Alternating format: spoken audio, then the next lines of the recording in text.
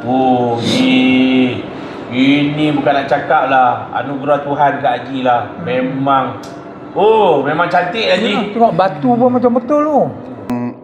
Guru ni lah buat kerja kadang-kadang orang hargai, kadang-kadang orang tak hargai. Tapi yalah, hidup perlu diteruskan. Bukan senang nak belajar benda-benda ni.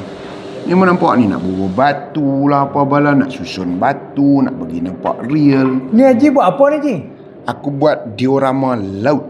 Oh laut. Laut ni. Oh, ni laut. Guru ni lah. Lepas tu biasalah.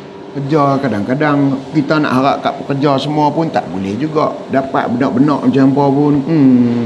Tak tahulah sampai bila aku nak jadi macam ni. Hai, beri belajar macam-macam buat lah. Oi!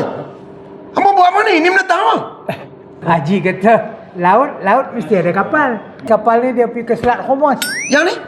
Yang ni dia berhenti dekat Selat Melaka hantar rempah Haji. Aku punya lah. Perahu tak duk fikir apa nak buat. Hei.